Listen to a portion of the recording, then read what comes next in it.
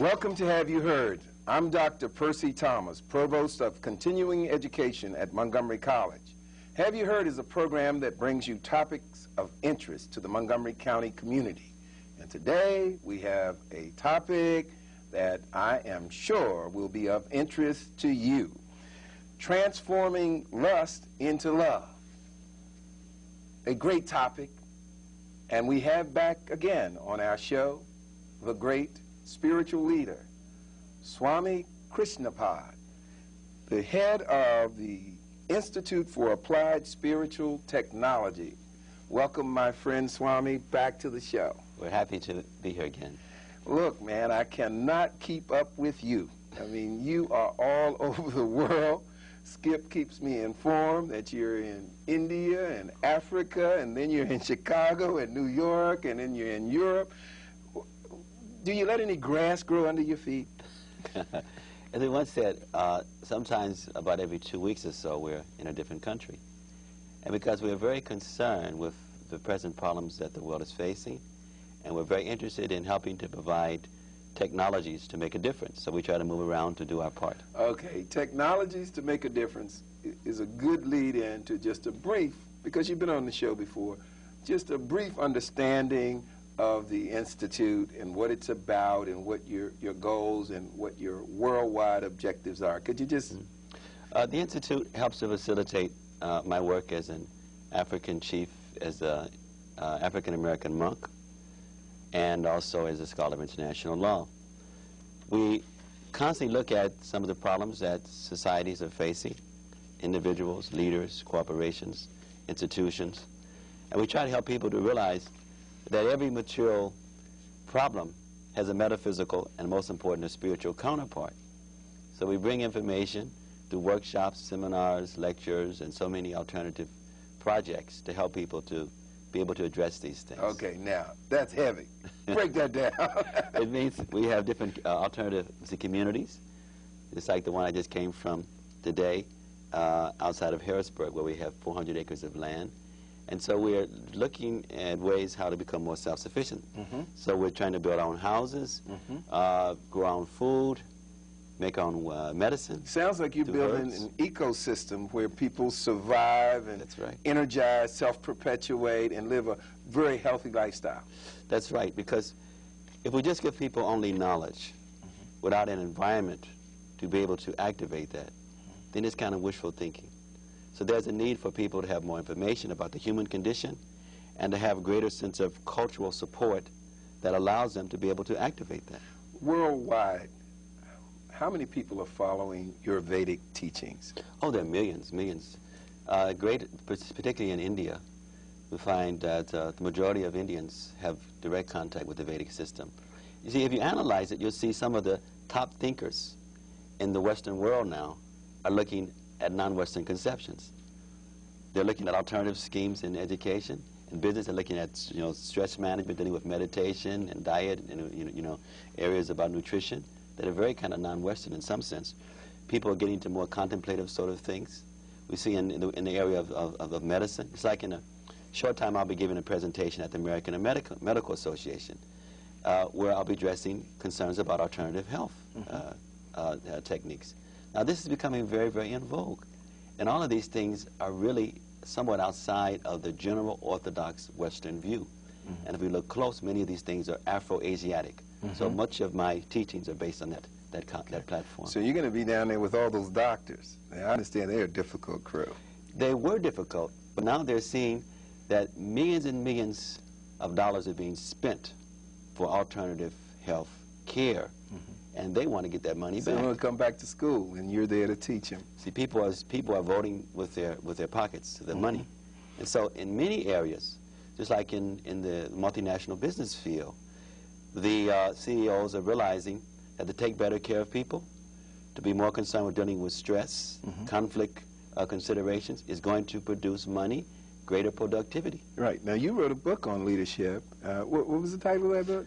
Leadership for an Age of Higher Consciousness. Leadership for an Age of Higher Consciousness. And I'm going to tell you a little story about that, because I read the book, and I was so impressed with the book, I referred it to a friend of mine that is a distinguished professor at the University of Baltimore who does leadership and business training.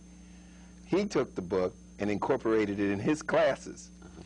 I teach leadership at Johns Hopkins University, and it just totally missed me.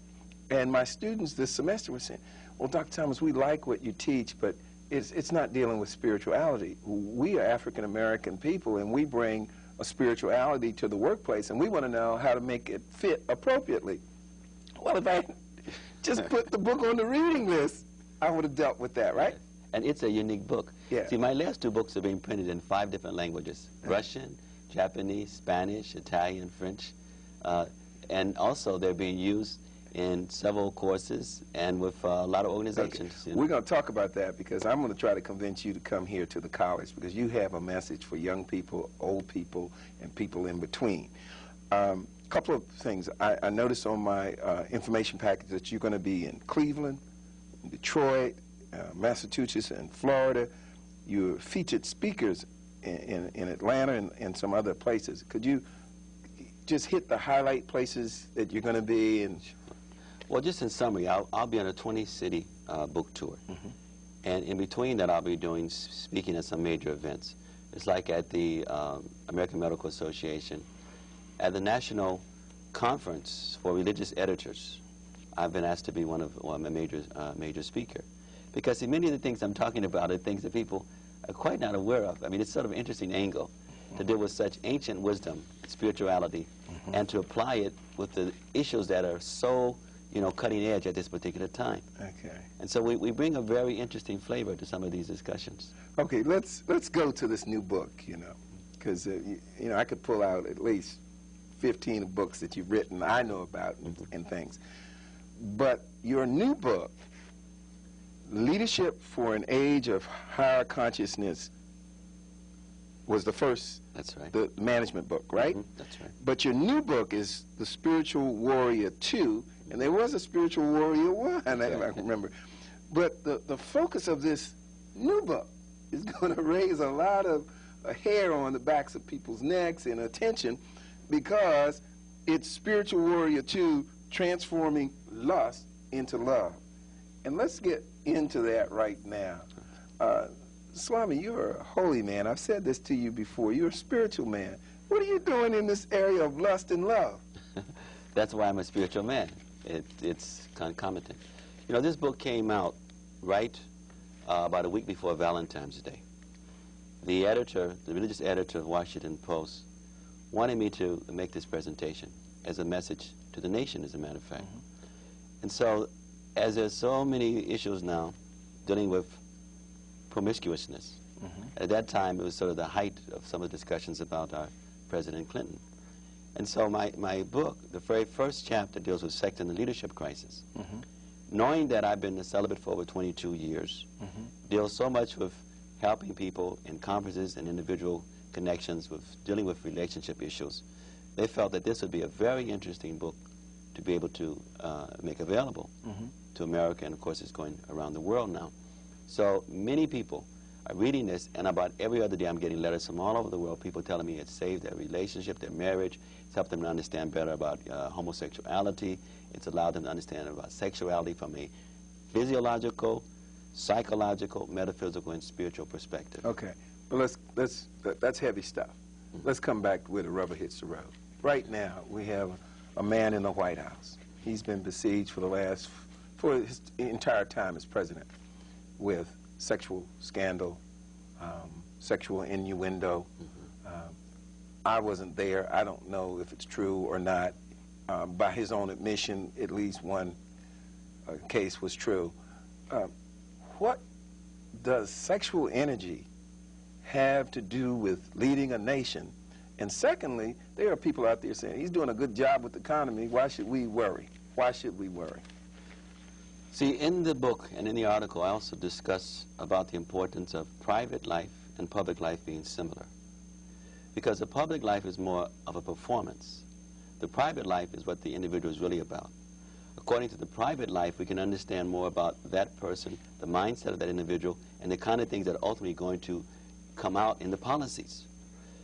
Power is often affiliated with lust.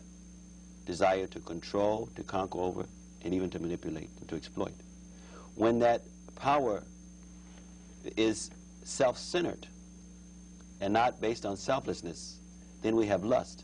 When it is based on selflessness, it becomes compassion, it becomes love, and it becomes that which engenders powerful arrangements for upgrading humanity and allowing people to live their lives with more sense of happiness and peace. A couple of concepts you hit here that I don't think people fully understand.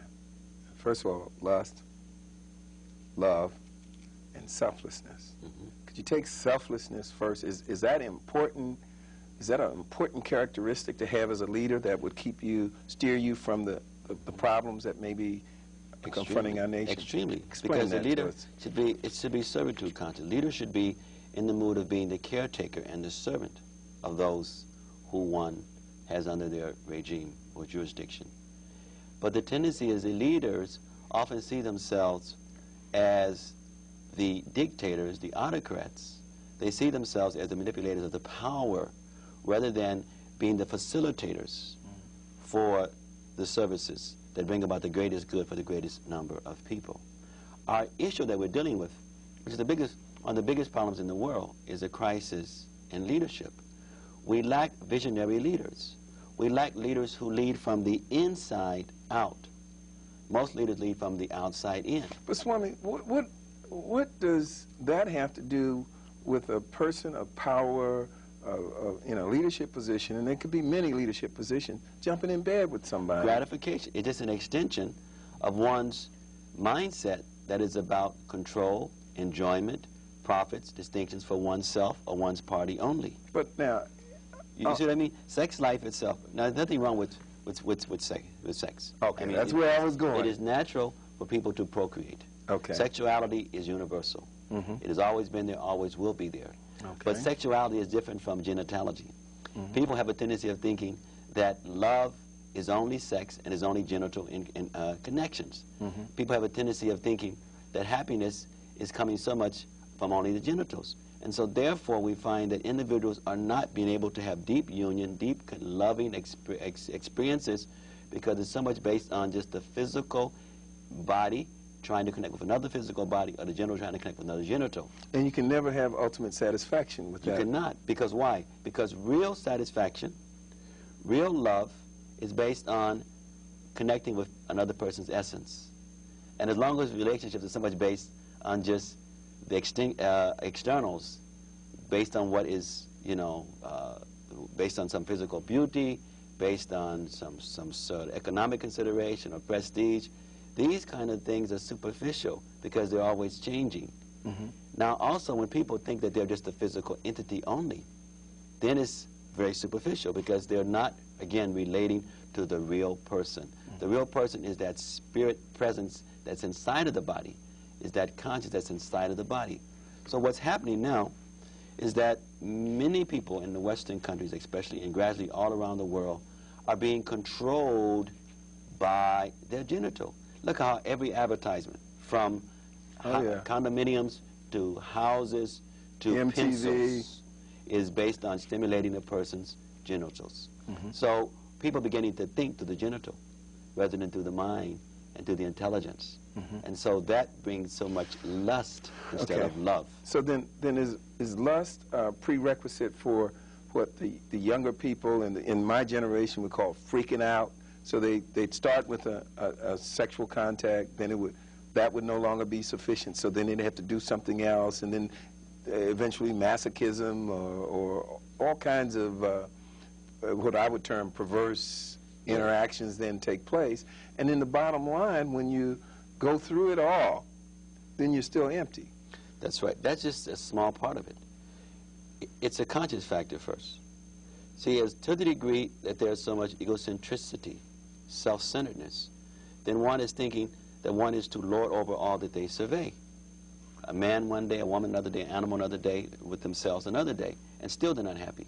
But when it's really based on the idea of honoring another person's essence, when it's based on the individual, him or herself, being whole, then whole persons come together. So that sounds like prerequisite for real sexual interaction, love, exactly. Honoring, a sense of consciousness. Well, then what happens Let me just hit one point on this first. Just like, because many people listening, they're having trouble in their relationships. Now, one of the things that happens usually is a man is looking for a woman who's going to make him complete. A woman is looking for a man who's going to make her complete. Or maybe they're in the same gender, looking for someone who's going to make them complete. So what happens? Two incomplete people come together with the idea the other person is going to make it happen for him or for her, and they experience depression and sadness because they come together with the idea of trying to get something, rather than individuals who are somewhat whole in themselves, looking for a partner who's also somewhat whole. Those persons come together and they produce an amazing explosion of happiness, of understanding, and of real love. So if I take that, in your book, you're probably, in that statement, coming out of your book, saying individuals have to work on that personal, getting themselves in order, being whole, being spiritually anchored, before they can even really get into a love relationship. And then in an order of things, anchoring yourself in wholeness and centrality, love, and then a sexual union with another person that feels the same way about themselves, but then can appreciate your essence. And that's very scientific because it's also based on principles of physics. So you teach that? Oh, we teach. How do you teach that? See, because instead of someone looking for someone to love them, if they themselves are loving, they will draw love out of others. They will draw similar. But if they're feeling incomplete and looking for somebody to make them complete, they'll just get more incompleteness. Okay. I was in Chicago recently. Happened to turn a TV show on, and it was the Pimp's Ball. And they were showing excerpts of all these prostitutes on the street. But the thing that resonated in my mind was a pimp that said to a prostitute that he had out on the street doing all kinds of things. You see, I make you feel whole. I'm the one that loves you and cares about you. Now, I found that totally incongruent with my thinking. But there's a whole cadre of women and men out there in that kind of relationship. Will your book help people escape that kind of thing, and how? Especially those people. Believe it or not, Percy, most people now are feeling very empty, are looking for love, and somehow not finding it. Why do we find more and more people involve themselves in gangs? They're also looking for love, for bonding, for community, for fellowship. See, as we move more and more focusing on modernity, we're becoming more impersonal. Technology and science, unfortunately, is causing us to become more impersonal with the computers, the fax, the satellites. So individuals are talking at each other. They're not relating very much. They're being able to be somewhat functioning with their lives without having to really have so much community. So we replace community with commodities. And by doing that, individuals are feeling more and more incomplete. They're not getting the inner nourishment. And that's very sad. Two things. This is just wonderful. But you trigger so many questions in me every time we meet. And I don't know which order to answer this, but in your literature, you refer to the source of love to heal our various madness. And then you just cited a word that I don't think people in this country have a clue on, and that's community. So I'd like for you to address what you meant by source of love to heal our various madness, and what madness are you speaking of? Then I'd like you to come back and address what is community. On two levels. Racism, tribalism, genderism, religious fanaticism are all expressions of lust in interacting. Misplaced love. Again, as people are looking at their own sovereign situation, not being holistic, not being eclectic, not realizing their essence and other people's essence, then there'll be so many fragmentations based on those externals. But as individuals are becoming more in tune with themselves, becoming more genuinely godly, loving, then they begin to see the God presence in everyone. And they begin to relate to that, which brings out the higher quality in the individuals they interact with, and that comes back on them, and it affects the environment. Okay, so in terms of the madness, going back to the Chicago scenario with the prostitutes, if I'm the pimp, then because I can see the essence of God in you, there's no way I would advocate that I put you on the street to sell your body and be devalued in any way. Nor if I'm a young Turk on the street corner, no way could I become so hostile and angry that I would pull a pistol out and shoot your life, because in effect, when I take your life out, I'm attacking God. Is that a correct understanding? That's right. So, and similarly, even also in this male-female relationship, that if the wife sees the husband, to take it to another level, as a gift from God, the husband sees the wife as a gift from God, they both see the children as a gift from God, then this is powerful.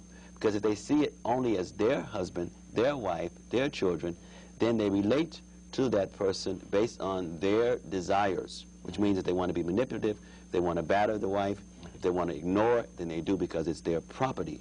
But if they see it as a property of God and they're the caretaker, then how powerful each person thinking that way in a selfless mood for the service of God. How much sexual interaction should man and woman have that have come together under matrimony?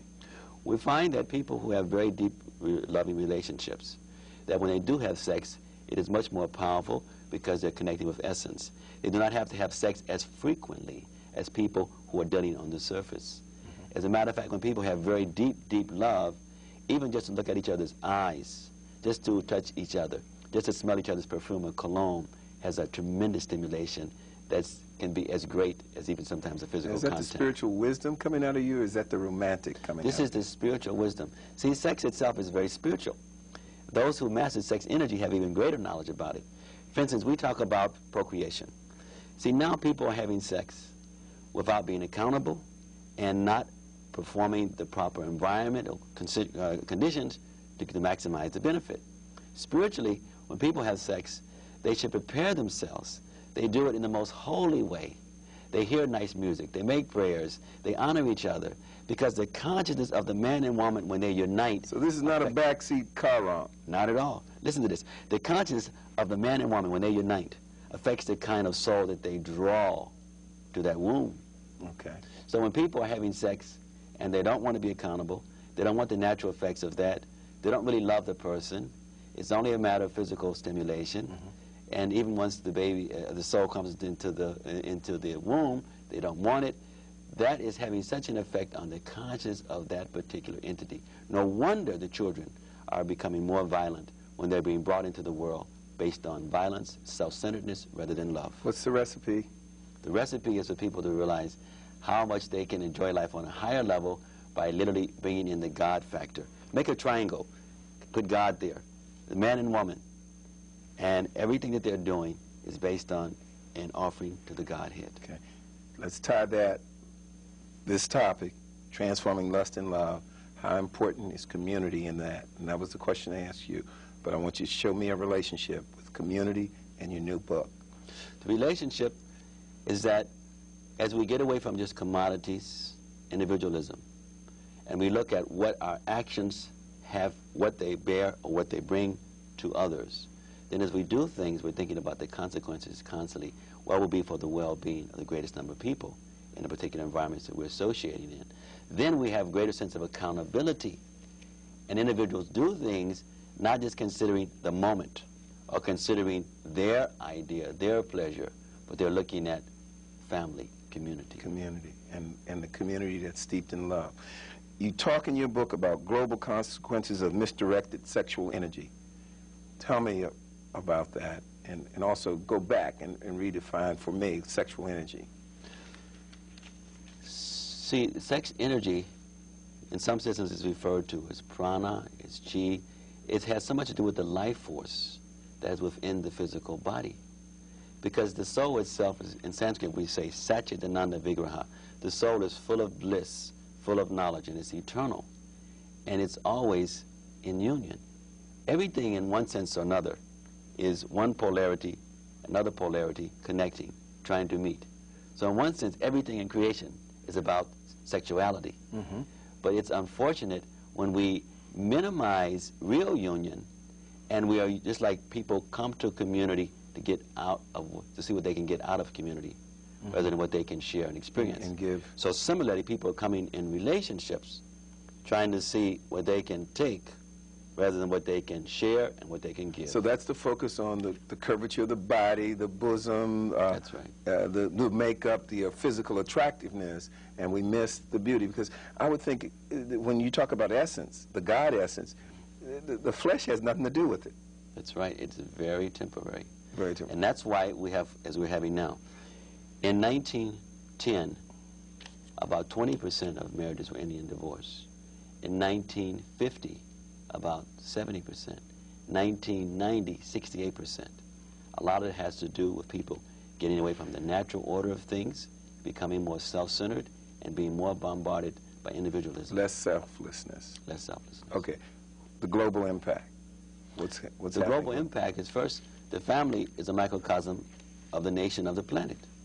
And so when the family units are falling apart, of course, the racial, the national, the tribal units will fall apart. Mm-hmm. What would you say to young people today who are highly sexual, and we're just about 2 minutes away from closing this show out? What would you say to the young people today who have all of this highly charged sexual energy?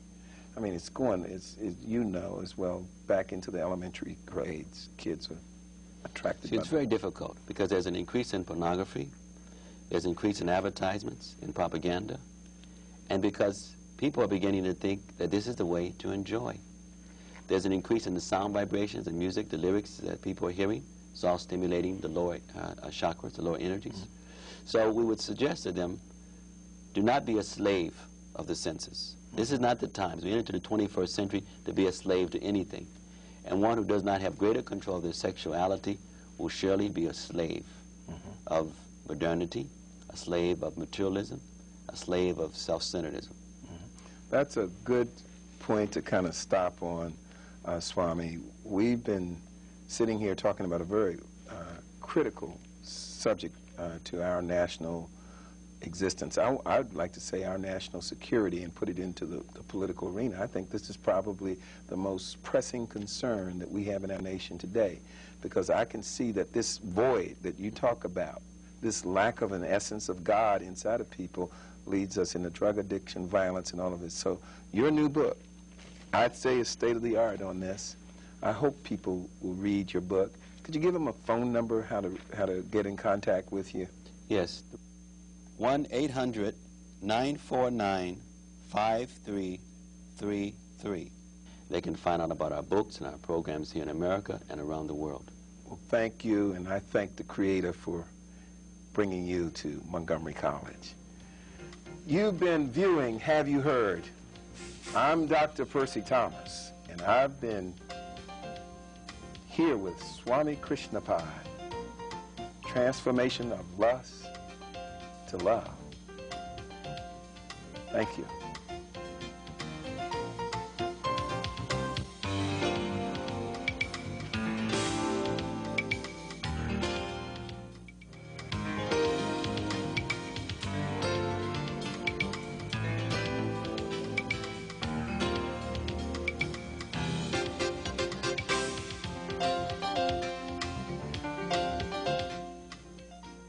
Welcome to Have You Heard? I'm Dr. Percy Thomas, Provost of Continuing Education at Montgomery College. Have You Heard is a program that brings topics of interest to the Montgomery County community. Today, we're talking about transforming lust into love. And we're continuing this series with none other than the great spiritual leader, Swami Krishnapad. Swami, welcome back to the show. When we talked last, we were talking about this topic of transforming lust into love in your new book, The Spiritual Warrior, and we couldn't get through it all. You warned me that we would not be able to get through it all, and as that saga ended, if I could use a little drama here, it ended with you talking about the global impact of sexual energy, sexual misuse, sexual abuse, power. But I want to come back and focus a little narrowly on the global impact. And then we're going to take off, and we want the audience out there to hang loose, because we are running fast on transforming lust into love. You know, some very interesting, insightful things are coming out. For instance, in the allopathic field, Dean Ornish has been helping many people in different places in the world to understand how love and intimacy is underlining all aspects of life. It's being discovered that people who do not feel intimate, do not feel loved, they are less likely to recuperate from any type of disease, especially chronic diseases. They do not live as long, and they're not productive as those who experience intimacy. And there's so many studies from the top universities in the world. Now let me explain some short points about this. One's belief system, how one feels about intimacy, the degree that one is feeling loved, affects the brain, the hypothalamus, and the limbic systems. That the mind sends through neurotransmitters messages to the cells that affect every aspect of the body. So when one is feeling unloved, it sends certain kind of messages to the cells, causes or underlines for all types of diseases, or weakens the immune system. So from a physiological perspective, from a psychological, now we're finding that more and more people are having mental illness.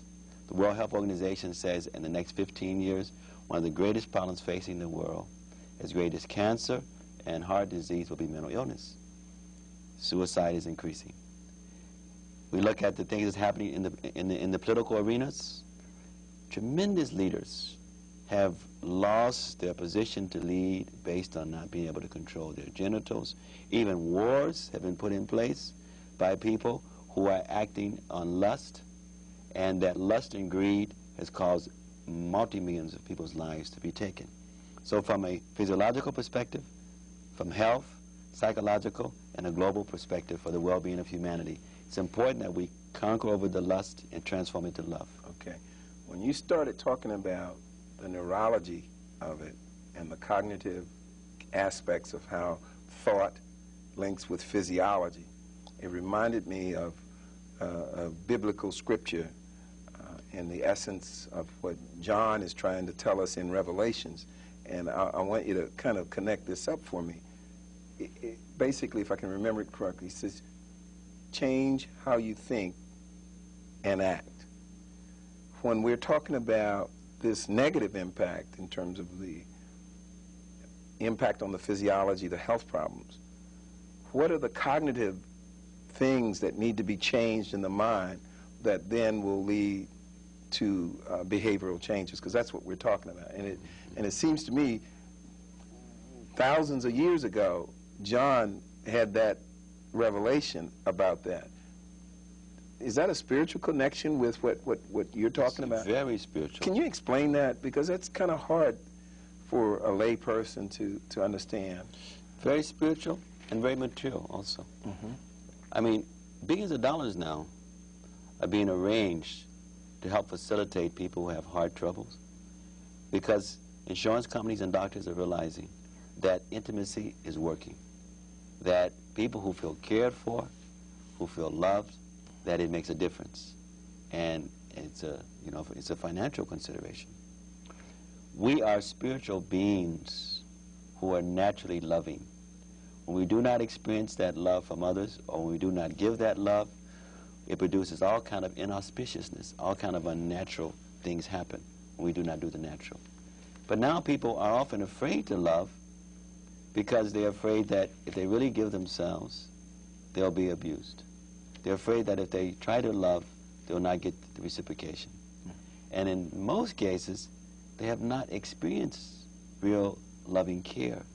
And it's hard to try to be something and to act upon that when all around you the opposite, when all around you the environment, sociologically, politically, economically, is all saying, live for yourself, get what you can for you or your group, and do it the best way you can, and that is success. Mm-hmm. And so we have to get out of that kind of paradigm. That sounds like selfishness to me. That's selfishness. And selfishness, then, if I'm making a stretch with what you're teaching here, mm-hmm. then selfishness has a high correlation with disease, illness. That's right, because when we're not feeling protected, cared for, we're not feeling intimacy, then we send that message throughout our bodies. So if you're in a relationship, though you're having a lot of sexual transmission and it's good, feels good, Sure. but without that intimacy there, that's at least one criteria, that a signal, red flag, Yes. that love is not present. That's right. And if the essence of God is not there, and I don't know how we recognize that, and I'm going to ask you that question, but let's say in my global understanding of what a creator is, if the essence of the creator is not there, you don't have love. But That is really important, Percy. And that's kind of a bottom line. We really can't be genuinely loving without spiritual connection. well, how do we know when we have it? Because, well, two ways.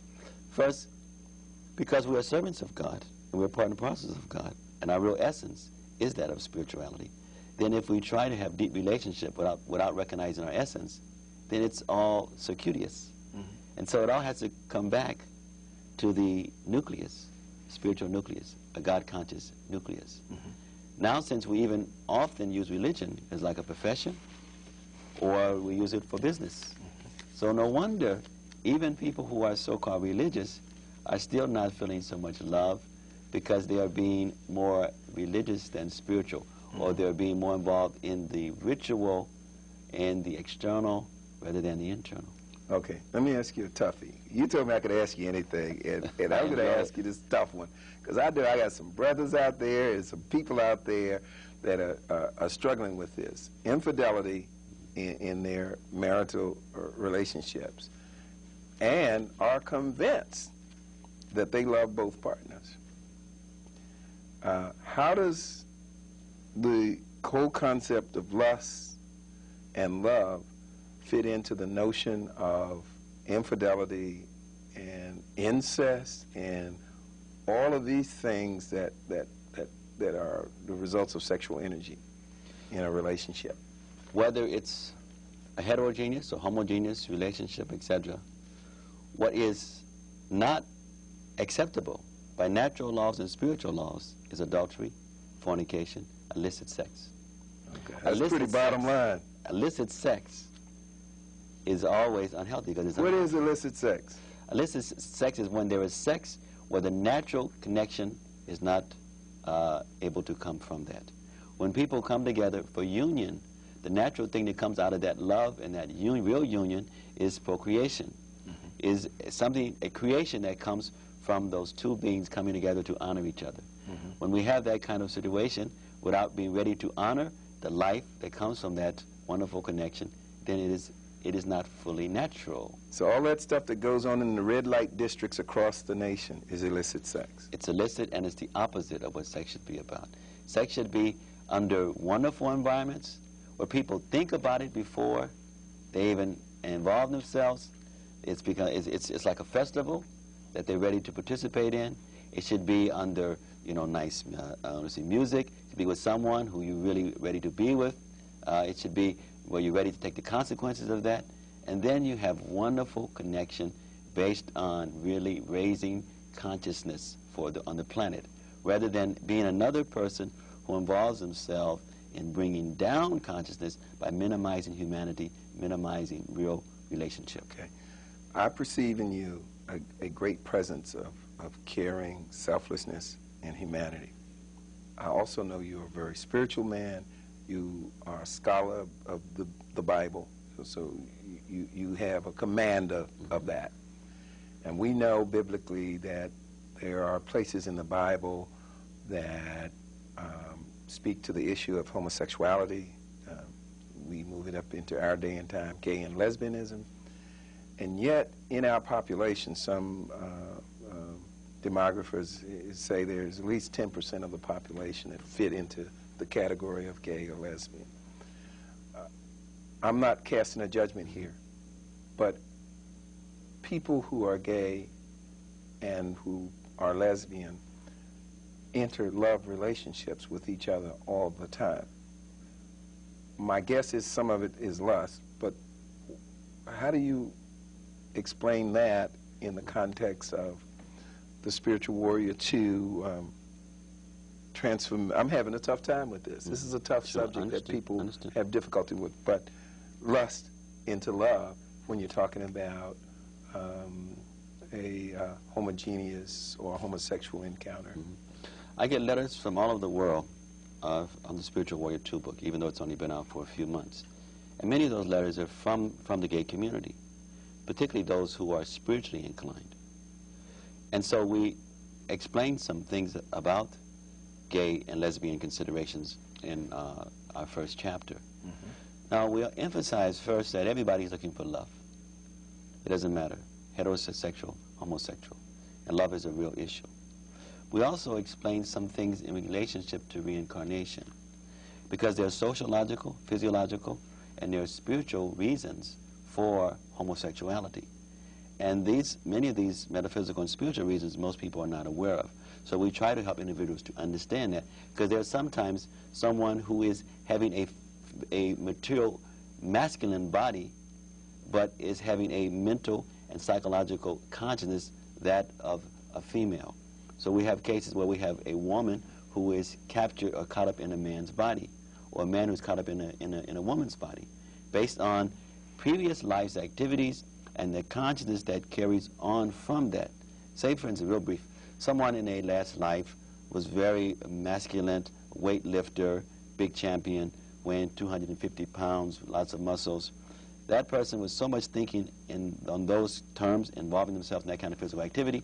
In the next life, they come back in a female's body, looking like a model, you know, very feminine, but they'll still have sometimes some of that masculine conscience from a previous life that's now within that feminine body. You just opened up a whole big arena, and I didn't miss it. There are many, many factors. Come back to this notion of past life, current life. Where does that belief originate, and how does that connect up? Well, it's one of the most universal truisms. Reincarnation is an integral part of early Christianity, and one who does exegesis, does Christian history study, will find that Origen, St. Jerome, some of the early Christian founders were fully accepting this, wrote things on this. Only later did reincarnation get somewhat taken out or thrown out of present Christianity. It's a part of Hinduism, Buddhism, Taoism, Zoroastrianism, Native American Indian philosophy, Greek and ancient philosophy. It's a part of African American philosophy, African culture. Native American teachings. If we go one place around the world to another, we'll find that reincarnation is accepted. Only those places that's become recently influenced by certain Western cosmology is their question.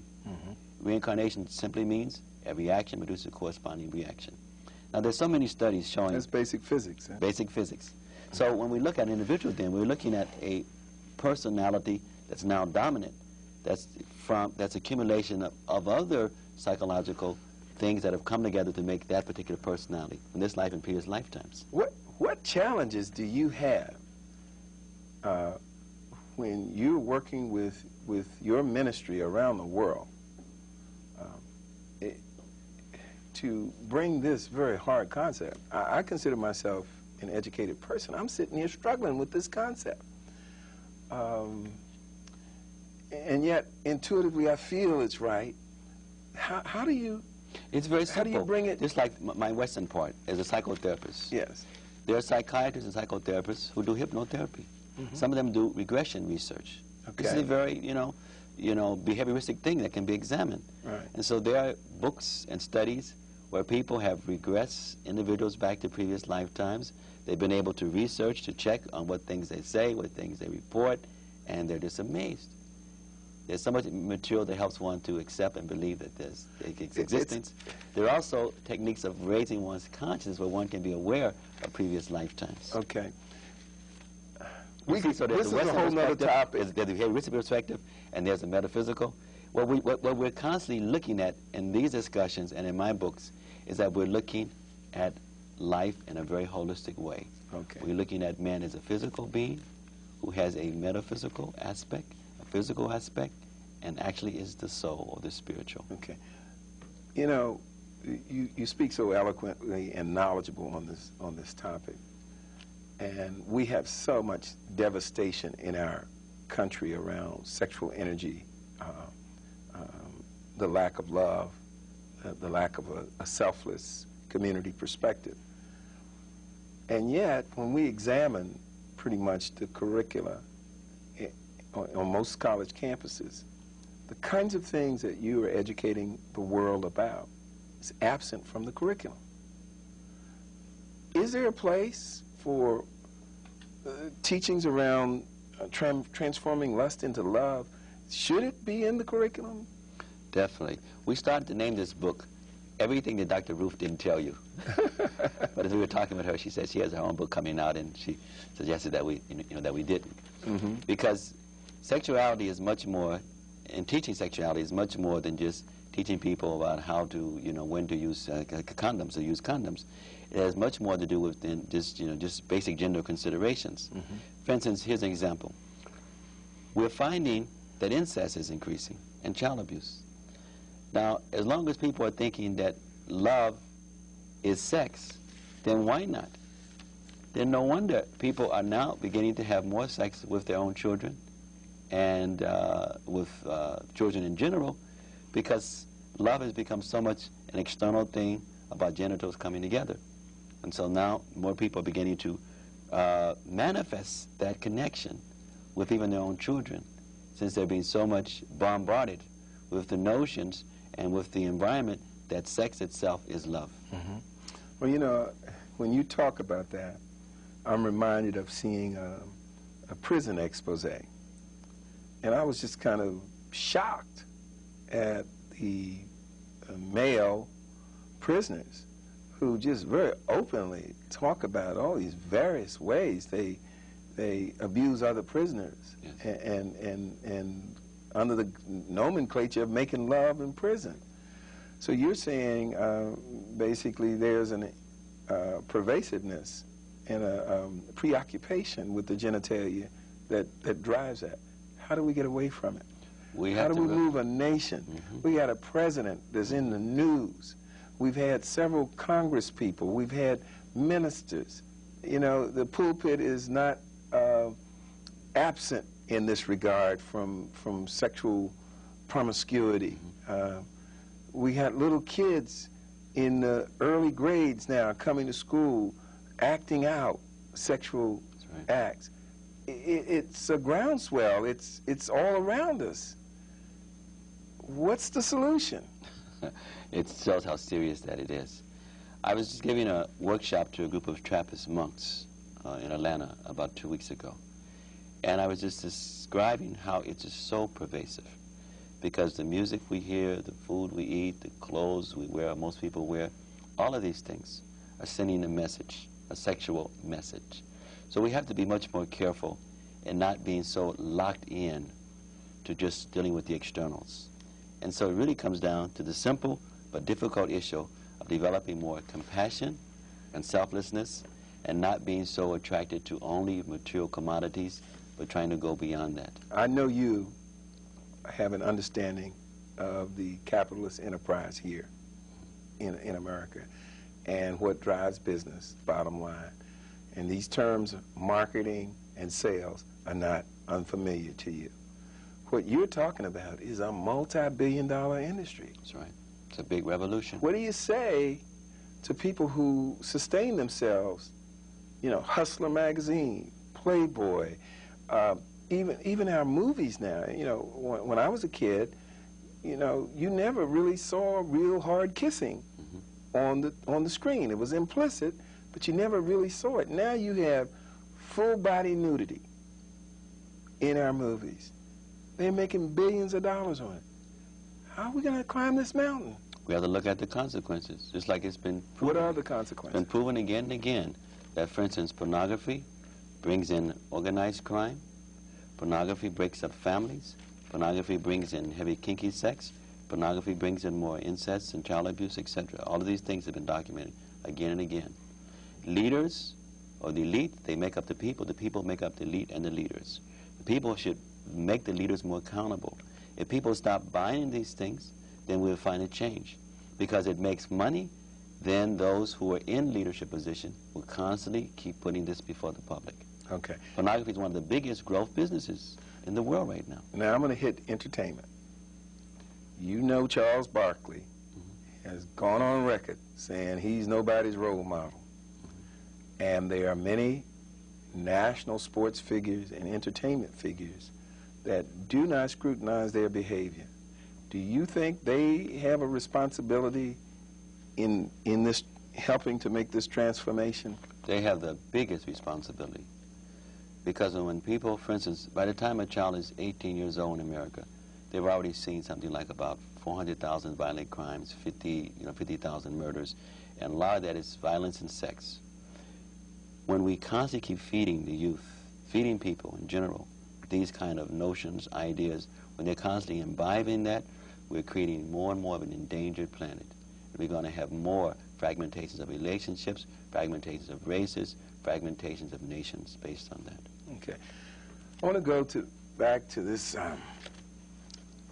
conversation we had earlier, which is mind-boggling to me, because my sexual interactions in the bedroom, I believe, is equal to my partner, and out of a sense of love, yet a high sense of sensitivity for the sensory things that are going on when that happens.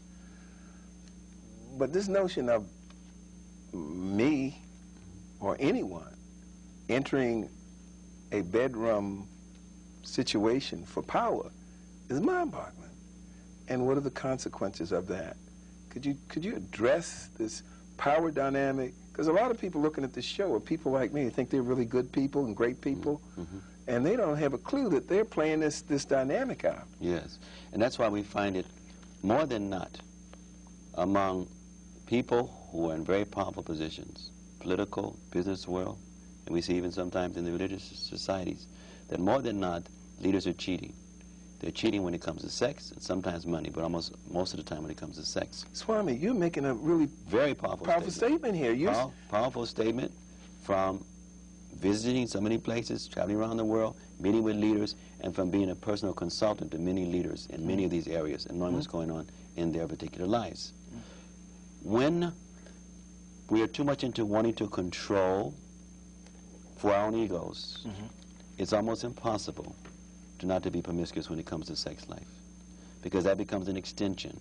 One who wants to control, one who enjoys so much having power over others' lives, using people for their pleasure, then just becomes an extension of that same pleasure-seeking potential that one is trying to get for themselves.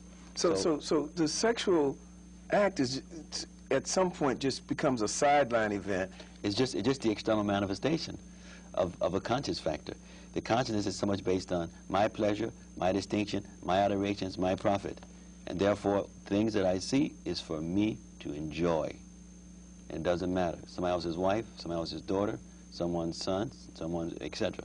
It doesn't matter. And that's why we see this on the rise. And especially where people are really into power and are not really being genuine leaders based on coordinating services, but they're leaders with the idea of putting their agenda on others.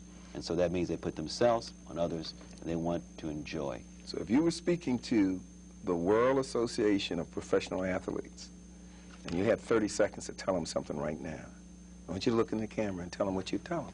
We tell them that they have one of the biggest responsibilities in being able to change world consciousness, because what leaders do, others will do.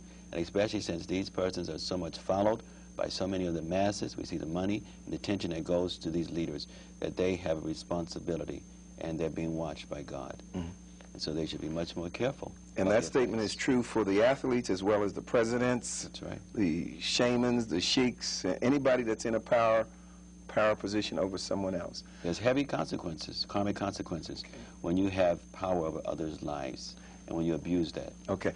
If you were to outline for people, you're going to do a workshop, and you do many workshops. If you're going to outline for people what the outcome of the workshop, what they would get out of your workshop, and what the essence of your work, the teachings would be, and you just have a few seconds to tell somebody what you're going to teach them and what's going to happen after they get your teaching. We're talking about 5 things. They will be able to resolve conflicts so much more expediently. They will be much more healthier. they'll have a greater sense of appreciation of humanity. They'll begin to love on a deeper level, and life will seem so much more joyous for them, beyond a question.